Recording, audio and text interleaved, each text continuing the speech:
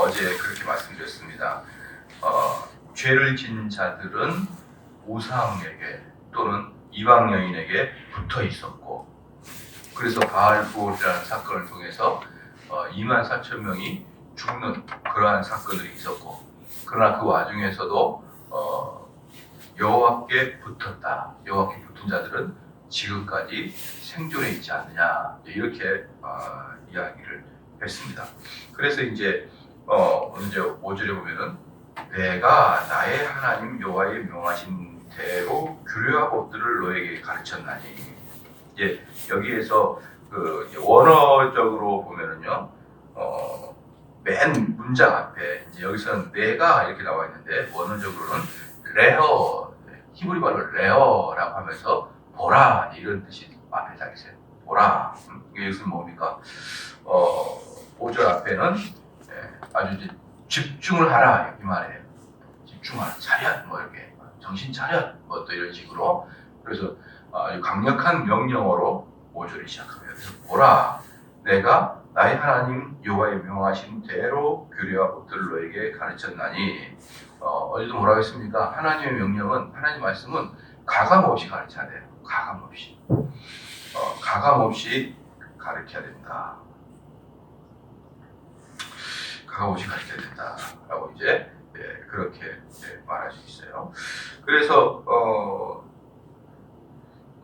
너희에게 가르쳤으니 이는 너희로 들어가서 기업으로 얻을 땅에서 그대로 행하게 하려 함인즉, 그대로 행하게 하려 함인즉, 여러 가지 규례와 율례를 가르쳤는데, 그동안 많이 가르쳤는데, 특별히 이번에 4장 3절에서는 바알볼의 사건을 기억하라, 이러면서 가르쳤잖아요.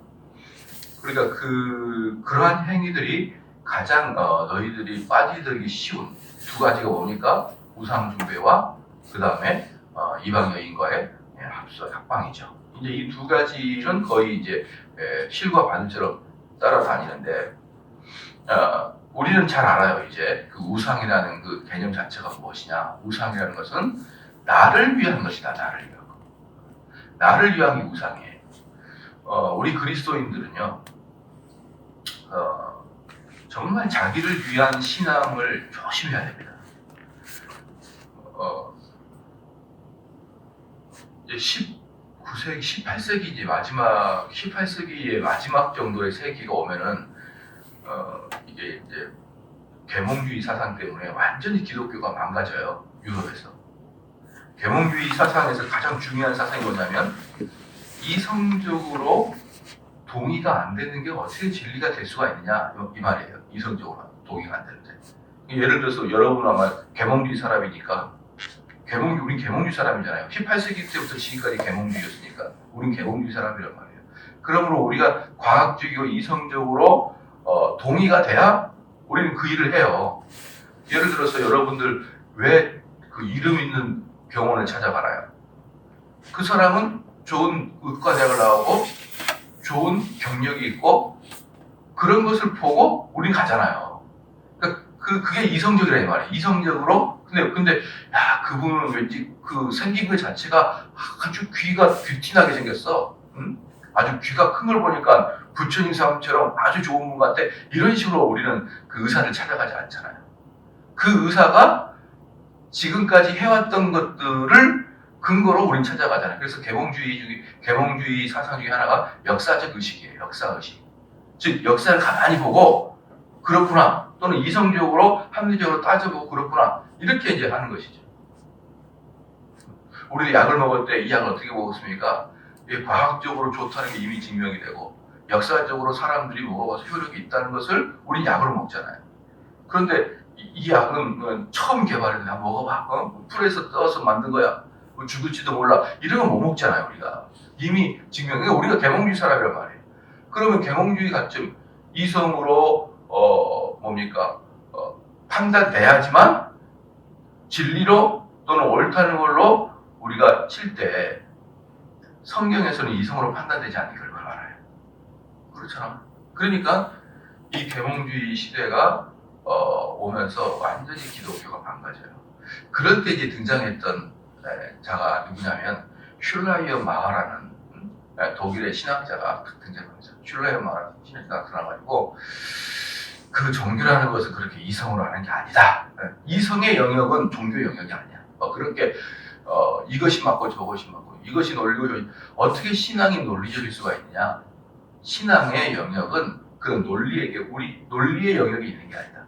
인간의 이성에는 인간의 그 전인격에는 논리의 이성의 영역과 그 다음에 의지의 영역과 감정의 영역이 있는데 이성과 의지와 감성의 영역이 있는데 이 이성의 영역은 종교의 영역이 아니야. 또 이 의지의 영역도 종교의 영역이 아니야. 왜? 이성의 영역이 종교의 영역이면 가장 믿음 좋은 애들은 철학가가 될 것이고 의지의 영역이 종교의 영역이 되려고 그러면 가장 좋은 신앙자는 도덕군자가 될 것이고 사실 종교는 감정의 영역이야 이렇게 얘기하죠. 하나님을 느끼는 하나님의 절대의식을 느끼는 감정의 영역이 종교의 영역이야 라고 하면서부터 뭐가 발달되기 시작했느냐. 그때부터 참 좋은 참된 종교는 내가 무엇을 느끼냐에 따라 달라져 버렸어요. 그때부터 슐라이어 마하가 자유주의가 시작되는 시점이거든요. 그 사람이 자유주의 아버지예요. 그 슐라이어 마하가 뭐라고 이야기했냐면은 종교라는 것은 이성과 의지가 아니고 감성적인 부분이 종교의 영역이다라고 말을 하면서 그렇게 말을 한 것은 그 당시에 그 기독교를 공격하는 계몽주의에 대항을 해서 만들어진 거거든요. 그러다 보니까 그때부터 감성적 종교. 원래 참 여기가 감동적이었어. 많이 못 느꼈어. 이렇게 돼. 그때 여러분 느끼는 주체가 누구예요? 나죠. 그때부터 내 중심의 종교가 판을 치기 시작합니다. 그게 언제라고요? 18세기만 19세기 초. 19세기 초가 뭐냐? 1800년도죠? 1800년도, 1900년도, 2000년도 300년 이상을 슐라이어 밑에 있었기 때문에 여러분은 이미 자유주의 제자들이에요. 종교가 나의 감정적, 내가 느끼는 것, 내 중심의 신앙 이게 18세기부터 온 지구를 뒤엎어 버렸습니다. 여러분 나를 위한 종교는 순식간에 우상 종교. 이것은 나를 위함이니 이런 등 순식간에 종교로 우상으로 빠집니다. 그렇기 때문에 여러분들은 끊임없이 나 중심의 신앙을 탈피하지 아니하면 여호와라는 이름을 가지고 있는 또 다른 신을 그냥 섬기는 거예요. 그 여호와는 온통 여러분을 위해서 일해주는 분이에요. 온통. 그분이 그냥 나의 신이에요. 단 내가 여호와를 위해서 무엇을 할 것인지는 별로 신경 쓰지 않는다 그러죠. 근데 진짜 기독교는 뭡니까? 내가 하나님께 무엇을 할 것인가요? 내가 하나님께 어떻게 맞춰갈 것인가? 어제 우리 김현주 전사님하고 대화를 좀 했는데 김현주 전사님이 다니는 교회가 지난번에 말씀드렸죠. 작지만 한 130명 다니는 교회인데 다 사랑의 교회에서 이렇게 그 목사님도 사랑의 교회에서 그 목사이고 그 성도 따라 나온 성도도 사랑의 교회 출신들이고 그래가지고 이렇게 작지만 꽤 강남스러운 그런 교회인데 상당히 괜찮다 그러더라고요 교회가. 그래서 거기 경쟁률이 좀 있었다 그러더라고요. 그 경쟁률이 좀 있었다 들어갈 때. 근데 왜 너를 뽑았다 그러느냐 물어보니까 어쨌든 제가 봤을 때 김현주 전사가 똑똑해요. 똑똑하기 때문에 저는 딱 보면 알아요. 너는 내가 어디 가나 아주 인기 좋게 목사님들을 데려갈 거다. 처음부터 그랬거든요. 얘가 딱 보면은 전사님이 딱 보면은 담임 목사님들이 좋아할 그런 스타일이에요. 그 말을 하는 거나. 그래서 자기가 면접 볼 때 1시간 반이나 면접을 봤대요. 1시간 반. 그건 뭐 면접이 아니라 완전히 깊은 대화를 나눈 거라고 할 수가 있죠. 그래서 그렇게 이제 들어갔는데 그 중에 하나가 김현주 선수가 나온 교회가 삼성제일교회였다는 것이 어드밴티지가 상당히 있었다는 것이에요. 왜냐 그러면 거기에 그 목사님이 저희 교회가 개혁교회라는 것을 알고 있더라는 거예요. 거기 포로에서 초청했고 개혁교회 아니냐라고 하면서 물어봤다고 합니다. 그 개혁교회를 현실적으로 표현해낼 때는 어떻게 표현해내는 거니라고 물어봤다는 것이죠. 물론 이제 김현준 선수 아직까지는 모르죠. 아직까지는. 그게 지금 무슨 뜻이냐 그러면요. 이미 한국에 있는 목사님들에게는 개혁주의라는 게 좋다고 이미 정평이 나버렸어요. 이미 그 개혁주의가 좋다는 것은 이미 이제 이미 공인된 사실입니다. 그런데 그 개혁주의는 철저히 하나님 중심의 신앙이거든요. 근데 이것을 현실 목회에서 표현해내는 게 만만치 않아요. 왜 그런 줄 아십니까? 우리는 그동안 지나치게 내 중심의 신앙을 했거든요. 지나치게 인간 중심의 신앙을 해서 여러분 잘 봐보십시오.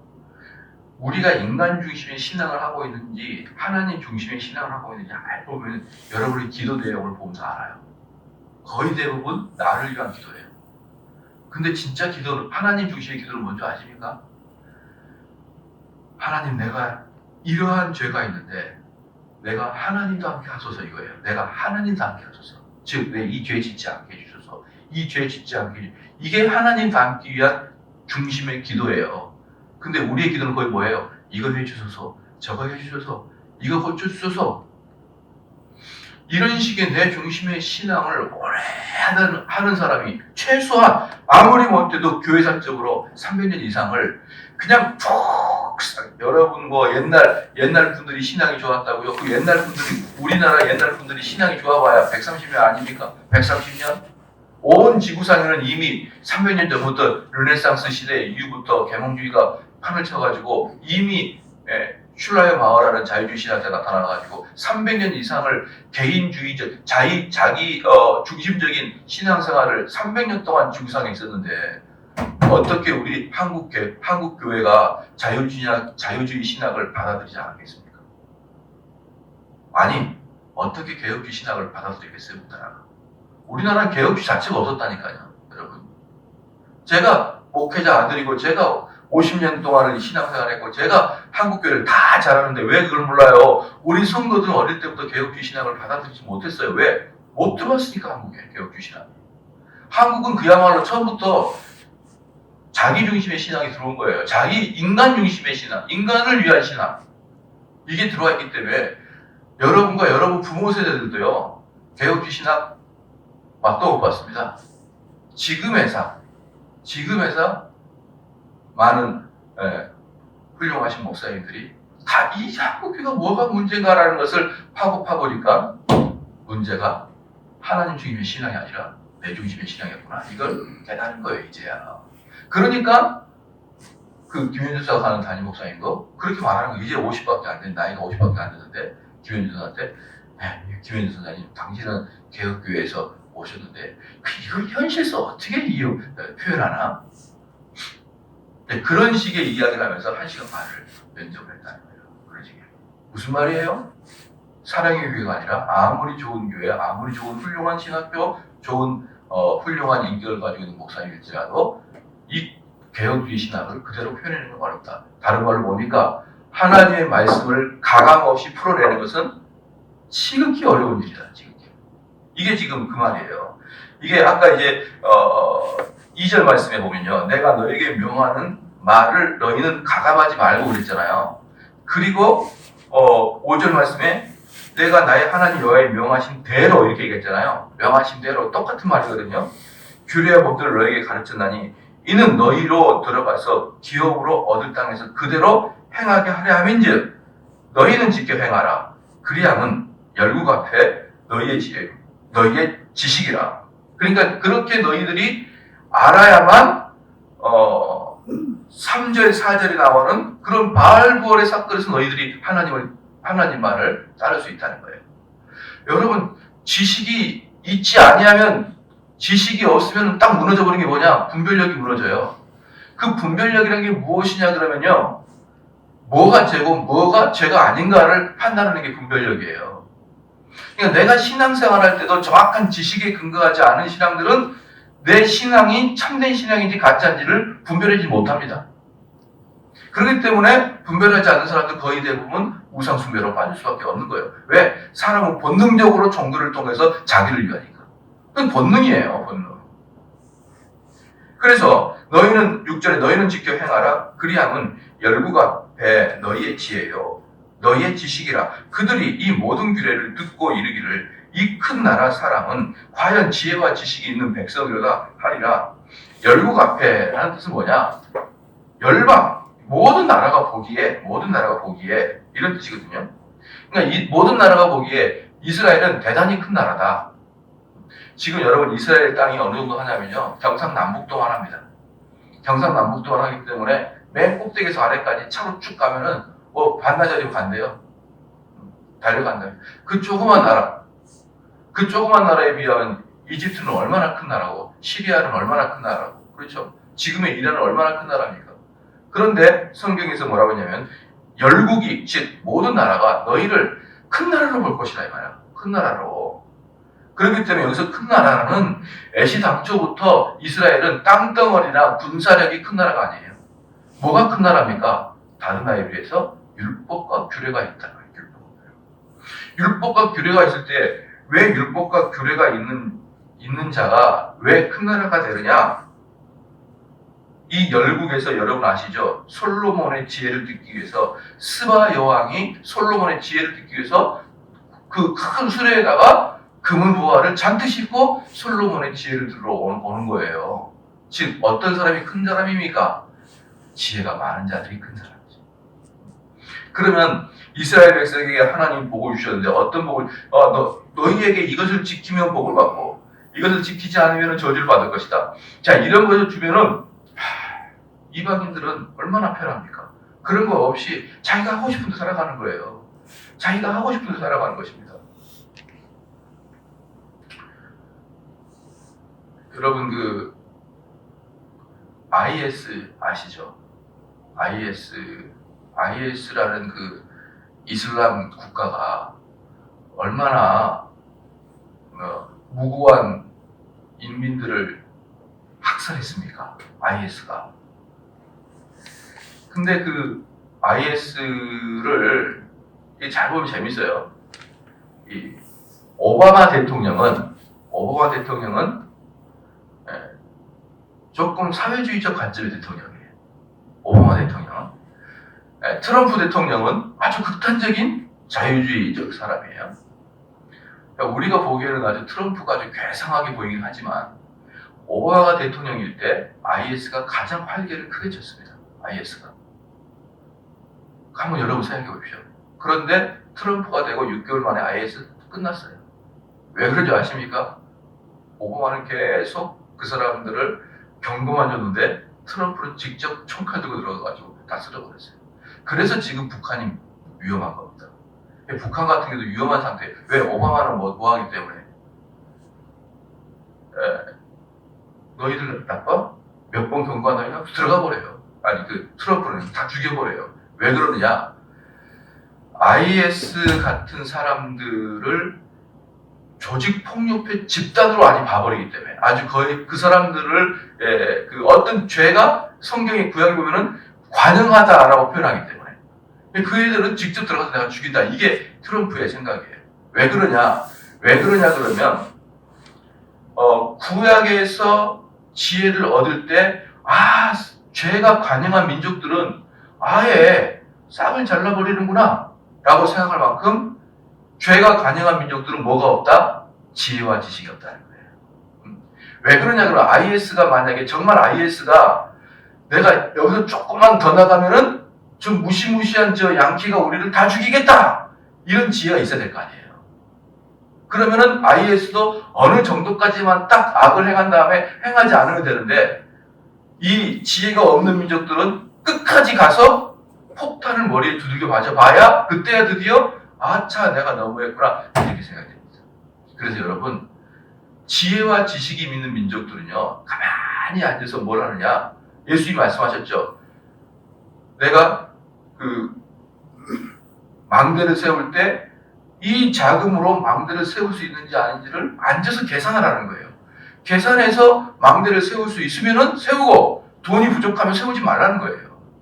또 저 군대 2만과 우리 군대 1만이 싸울 때 가만히 앉아서 생각해 봤을 때 내가 부족하면은 안 싸우겠다 이렇게 돼야 되는 거예요. 이게 지혜 있는 자예요. 근데 지혜 있는 자 어떻습니까? 불굴의 의지로 민족의 정신으로 붙어버리자. 그래서 머리가 깨져봐야 아, 잘못했구나. 근데 그때야 되는 거예요. 그래서요, 그러면 왜 하나님이 율법과 율례를 주느냐? 그것은 하나님을 위함이 아니라 바로 너희를 위함이다. 왜? 이 율법과 율례를 가지고 있는 자들은 계속 공부함으로, 하나님의 뜻을 공부함으로 무엇을 해야 되고 무엇을 하지 말아야 될지, 무엇이 죄고 무엇이 죄가 아닌지를 아주 선명하게 알 때, 그럼 그들이 뭐가 안 되는 것이죠? 죄가 목구멍까지 관영하지 않아요. 이스라엘 이 당시에, 신명기 이 당시에 얼마나 많은 민족들이 하나님이 싹 쓸어버렸나요? 그때 그 하나님이 진멸하라라고 할 때 그 백성들, 그 이방 민족들 특징이 뭡니까? 죄가 관영하는 거예요. 이들은 죄가 관영할 때, 여러분 차를 타고 가다가 빨간 게이지가 뭐가 높아가면 딱 멈춰야 될 거 아니에요? 그리고 카센터가 갈 거 아니에요? 그러니까 보고, 야, 이 차가 문제가 있나? 그럼 내가 카센터에서 한번 손을 봐야 될까? 이렇게 해야 되는데, 관영한 자들은 어때요? 에이, 빨간 게 있으나 마나, 사나이 이거 멈출 수 있나? 이러면서 가다가 결국 어때요? 고속도로에서 퍼지고 마는 거예요. 이게 바로 하나님께서 율법 맡은 자에게 주신 축복입니다. 이스라엘 백성에게 주신 축복은요, 하나님의 말씀을 맡은 백성인 거예요. 그 하나님 말씀을 맡은 백성들은 이 세상 사람들이 어떻게 여기느냐? 6절 말씀 맨 마지막에 이 큰 나라 사람은 과연 지혜와 지식이 있는 백성이로다. 많은 백성들이 유태인들을 보면서 그렇게 느끼게 해주겠다는 거예요. 너희들 땅덩어리나 군사력으로 너희들이 쇼를 보는 게 아니야. 너희들은 뭘로? 머리로. 너희들은 말씀 맡은 자로서의 그 지식과 지혜가 한껏 차는 걸로 너희들을 세상의 강력한 사람 되게 해주겠다. 이 말 아니에요. 여러분 잘 아시잖아요. 노벨상을 받은 사람들의 20% 이상이 유태인이에요. 유태인. 20% 이상이. 그 지혜가 괜히 나오냐 말이에요. 괜히 나오냐. 절대 그럴 수 없다. 어릴 때부터 하나님 말씀으로 그 지혜와 지식을 익혔던 백성들이기 때문에 그렇게 될 수밖에 없다는 것입니다. 7절에 우리 하나님 여호와께서 우리가 그에게 기도할 때마다 우리에게 가까이 하신 것 같이 그 신이 가까이 함을 얻은 나라가 어디에 있느냐? 그러니까 뭡니까? 너희가 하나님 법도를 지키라. 하나님 법도를 지키면은 나에게 부르짖으라. 내가 너에게 응답하겠다 이거 아니에요. 너희가 올바른 길로 가라. 올바른 길로 가다가 어려움이 생기면은 내가 너희를 인도하겠다는 말이지. 이게 무엇입니까? 하나님 말씀으로 너희를 지혜롭게 끌어가겠다 이 말이에요. 그래서 과거에 그 이방 종교가 유대교를 표현할 때 두 가지로 표현합니다. 이방 종교가 유대교를 표현할 때 첫 번째 체계 종교라고 해요. 우리 그 유대인들을 체계 종교라. 다른 종교는 책을 보지 않아요. 책을 보지 않고 그냥 주문을 외우죠. 다른 보편적인 종교들은. 근데 우리는 체계 종교예요. 체계 종교. 그 체계 종교라는 뜻이 뭐냐 그러면 그런 감상적인 종교가 아니라 지식적인 종교다. 기독교는. 시작이 지식부터 시작한다. 두 번째 윤리 도덕적 종교다. 다른 종교에 비해서 현격하게 계속 금지하고 있는 게 뭔지 아십니까? 이방 여인과의 합석, 일부 다처제에 대한 문제, 이런 것을 계속 성경이 얘기하기 때문에 그 당시 제가 어릴 때만 해도 그때 어르신들은 다 처벌 하나씩 두고 있었어요. 제가 어릴 때만 해도. 그래서 제가 어릴 때 어르신들은, 교회 권사님들은 전부 다 공통적으로 화병이 있었어요. 자기 남편이 술 한잔 먹고 첩집에 가 있는 거예요. 둘째, 셋째 부인이. 그때가 겨우 몇 년 전이에요. 이 30년, 40년 전에 첩을 두고 있는 문화가 아직도 있었다니까요. 우리 한국에서. 근데 유대인들은 6,000년 전부터 일부 일처제예요. 항상 성에 대한 문제에 대해서는 책망하고 있어요. 얼마나 앞서갔습니까? 얼마나 앞서갔어요. 그러니까 사람들이 그러잖아요. 한 여자도 그냥 얼마나 남자를 그냥 속을 뒤집어 놓는데 세 여자를 거느린 남자는 얼마나 속이 탔겠냐 이 말이에요. 속을 다 뒤집어 놨죠. 오늘 이 집에 가면 이 여자가 뒤집어 놓고 쟤가 괜히 그냥 미치죠. 그러니까 언뜻 보면은 일부 다처제, 여러 여인을 거느리면 즐겁고 좋을 것 같지만 사실 들어가 보면은 병들어요, 병들어. 얼마나 아내들이 왜 이제 왔어? 막 이러면서 막 꼬집고 하이키고 돈은 왜 첫째 부인을 많이 줬어? 막 둘째 이렇게 얼마나 괴로웠겠어요. 그러니까 그 불쌍한 어르신이 맨날 술 먹고 그러다가 간 안 좋아서 죽고 그러잖아요. 안 그래? 우리 조선시대 왕들의 평균 나이가 40대 초반에 다 죽어요. 얼마나 공주들이 그냥 왕비들이 어디 갔다 왔어? 막 꼬집어대니까 이 사람들이 맨날 술만 먹다가 다 40대 초에 거의 42살이 평균 연령이에요. 그리고 영조라는 사람 있잖아요. 영조라는 사람이 80대 살았대요. 80대. 아이고, 우린 그저 살다 보면 80이에요. 그죠? 권사님 맞죠? 살다가 숨 좀 쉬다 보면 언제 80 됐어요. 우리 교회 배성식 장로님 있죠? 배성식 장로님 아버님이 94시예요. 그분이 이번에 나와가지고 아유 정 목사님 80부터 청춘이에요. 그러더라고. 80까지가 청춘이에요. 그래서 아유 너무 하신다 이제 그랬는데 80은 그전데 조선시대 영조가 제일 오래 살았는데 그 사람이 80 살았어요. 세종대왕 42에 들어가죠. 세종대왕. 여러분 왜 그럴까요? 맨날 술 먹고 맨날 여자들 옆에 붙들고 있으니까 그때는 좋은 것 같아요. 그런데 그 마음이 편했겠냐고요. 가지 많은 나무 바람 잘 날 없는데 그 많은 와이프, 그 많은 아들들 때문에 왕이 마음이 편했겠냐고요. 그렇기 때문에 죄인들은 그게 좋은 거라 생각하지만 하나님은 그렇게 살면 너희들 다 죽는다는 거예요. 딱 잘라가지고 일부일처제, 성적인 문란 금지 딱 해놨기 때문에 이 고대 사회에서 오직 유대인만 그렇게 살았어요. 오직 유대인만. 그랬더니 왜 사람들은 그거 있잖아요. 저 유대인들 보니까 정말 깨끗하다. 그래서 많은 사람들이 유대교로 개종합니다. 사실 그래요. 이 고대 사회에 유대인이 아니지만 혈통은 이방인이지만 유대교로 개종한 사람들이 상당히 많았었습니다. 왜요? 세상 사람들이 유대인의 지혜를 보고 깨끗함을 보고 흠모하니까. 여러분 그런 사람들 지금 주님 축원합니다. 그냥 보면 나도 저 사람처럼 교회 다니고 싶다. 왜? 너무나 지혜로워. 너무나 저 사람의 삶은 당당해. 왜 그럴까? 죄를 짓지 않아서. 왜 죄를 짓지 않을까요? 교회 다닌 사람이잖아. 응? 여러분들이 그렇게 살면은 한국 교회 다시 부흥합니다. 한국 교회 개혁하자. 그럴 말할 필요도 없어요. 그냥 나 혼자만 개혁하면 되는 거예요. 나만 개혁하면 이 세상은 변하게 되는 것입니다. 7절에 우리 하나님 여호와께서 우리가 그에게 기도할 때마다 우리에게 가까이 하신 것 같이 그 신의 가까이함을 얻은 나라가 어디 있느냐? 오늘 내가 너에게 선포하는 이 율법과 같이 그 규례와 법도가 공의로운 큰 나라가 어디 있느냐? 그렇기 때문에 사랑하는 성도 여러분, 여러분들은 이 하나님 말씀 가지고 공의로운 삶, 의로운 삶, 정직한 삶을 살고 있는 게 바로 힘이에요. 힘. 그게 능력이란 말이에요. 그게 능력이다. 죄를 짓다. 죄는 그 순간에 너무너무 재밌지만 그 죄를 짓고 난 다음에는 올무입니다. 그래서 청교도가 이렇게 이야기를 해요. 특별히 이제 저와 성도와 성도 간의 그 기쁨이 있거든요. 성도와 성도 간의 기쁨이 있는데 때로는 성도가 남녀 간의 그 영적인 교제를 하면서 그 안에서도 기쁨이 있는 거예요. 근데 그 기쁨을 한순간에 쾌락으로 대체하지 말라고 얘기해요. 한순간에 쾌락으로 딱 넘어가면은 그 이후부터는 그 사람과 나에게는 영적인 또는 그리스도 안에서의 기쁨을 다 잃어버린다.